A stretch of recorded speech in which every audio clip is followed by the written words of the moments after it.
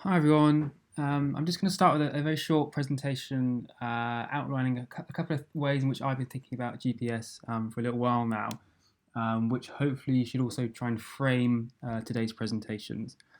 So I'll just spend a few minutes talking about my impressions of GPS. So as we can see from this NASA definition, it is possible to discuss what GPS is on a purely technical level. In essence, it is a multi-layered satellite technology that locates things on or around the surface of the Earth.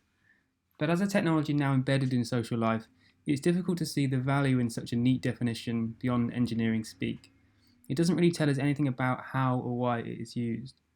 By decontextualizing GPS in this way that NASA has done here, it has ripped it out of the social life that it is inextricably a part of. In this short presentation to introduce today's events, I'd like to offer an alternative conceptualization based upon the following two premises.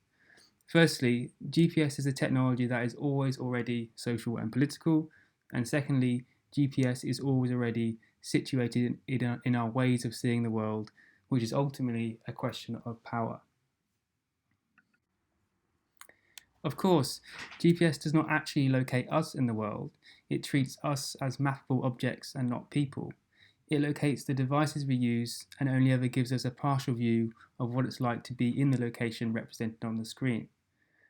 GPS alone will never be capable of representing the phenomenological experience of being in a place on or above the ground. Some of the applications that use GPS can help us get closer to this, but the being in being there is simply not fully representable.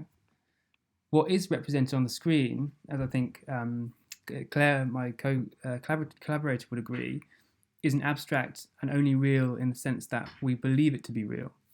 And by believing it to be real, we inadvertently produce GPS as a cultural object with agency to affect social life. We know this to be true because who hasn't blindly followed the blue dot on our phones in the hope of finding our way? But as we'll see in the presentations today, location derived from GPS signal does not always correlate accurately to our actual global position. Like the history of seeing with cartography, the history of seeing with GPS is a history of making partial and inherently political claims about territory, space, and place.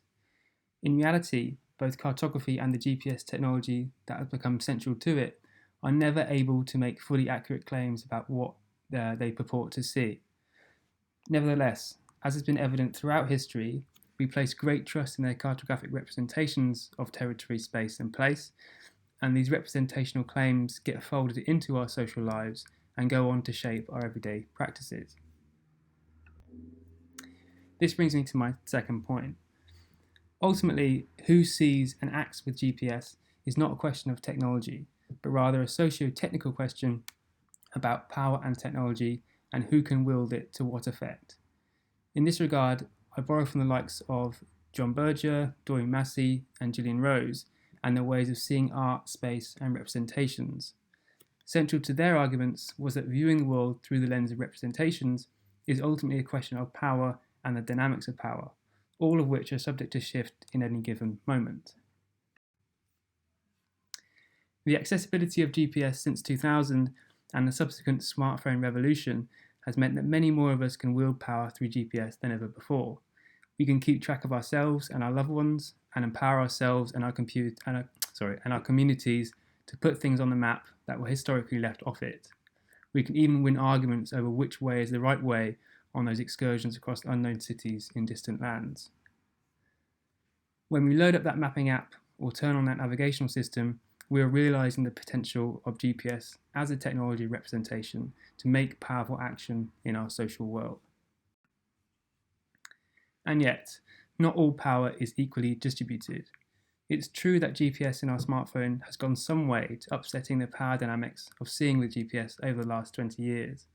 But it would be false to claim that the technology and its ways of seeing the world were democratized, despite the action and subsequent rhetoric of Bill Clinton's announcement in 2000.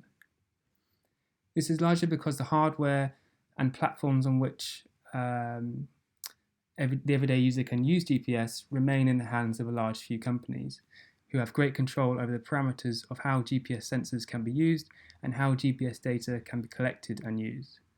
GPS data becomes part of the data cells that now define who we are in the eyes of the state, businesses, and even friends and families.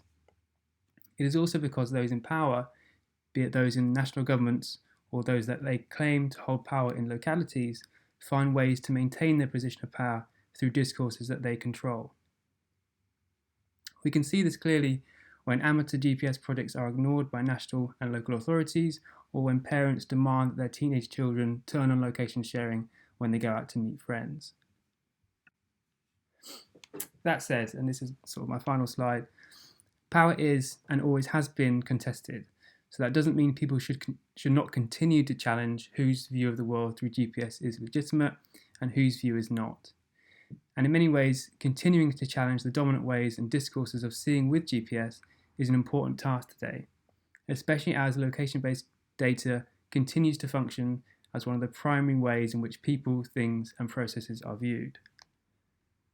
As we'll see in the presentations today, this task is now well underway and has been for some time by those challenging these discourses through arts practice, academic research, and community activism. So I look forward to a day of presentation engaging with these themes. Thank you.